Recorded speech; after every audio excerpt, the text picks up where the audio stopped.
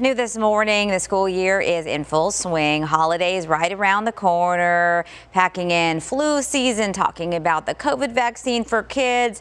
For parents, things can get really tricky right now. So how do you keep yourself from burning out so you can keep your family moving forward? We're having a little talk this morning about balance in your life, in your household, and leading by example, hopefully. Dr. Maylin Griffiths with Raising Good Kids is joining us this morning, and it is so good to see you.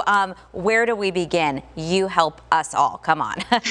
Well, it's so good to see you too and to be with you all. Yeah, I am hearing from everyone that, man, burnout is just really high right now. And I think we just really need to take a step back before we get into the holiday season really heavily and think about what are some areas where we can add some more balance into our lives? How can we really focus it?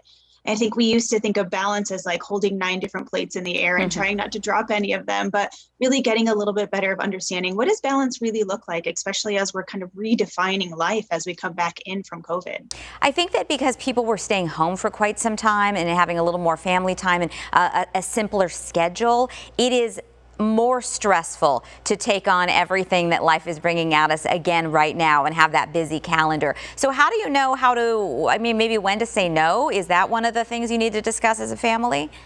Oh, when to say no is so important, but you are so right, adding stuff in now. So now we can reprioritize what we're adding in. So do I need to add in that monthly brunch with some girlfriends? Do I need to make sure I add in that extra 5 minutes of family time? Do I need to make sure that we're prioritizing family dinners together? Am I being supported with my community right now? So now is the time to really sit down and think about, as we're adding things back into our schedule, what's really the most important? And are there some things we might have said yes to before that saying no to now makes a lot of sense? We all know that we want to model the kind of behavior that we hope that our children will embrace or adopt, but we can't always be on our best game all the time. So what do you do if you do stumble at home? You kind of have a meltdown, or you overreact over something because of all of the stress right now. How do you address that with the kids so that they understand that, that's an anomaly and not the norm?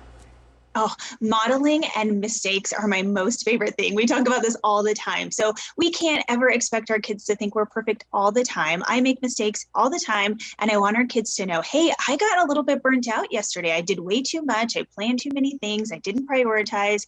Let's come together and see how we can figure this out. Because when our kids see that we're doing it, then it's much easier for them to do it too. And I also think there's this little bit of ownership that we get to say of, hey, I'm working on this and I'm a work in progress too. And they love to see us be able to say, all right, here's what I did and here's how I'm going to do it differently, because that's what we expect them to do as well. Yeah, that seems like a good moment to bond. How do we get more information about your programs? So we are doing a giant rebalance, looking at how we can get from burnout to balance. I will be doing a talk this week at the Made for Mama Expo on Friday and on Saturday. And then we're even launching a 14-day challenge for moms to help with that rebalance. It's going to be online, so anybody's able to join. It'll start December 1st. But if anybody is interested this weekend on Friday and Saturday, we'll be doing the 1-hour event so we can talk all about ways to prioritize our families, our communities, and ourselves.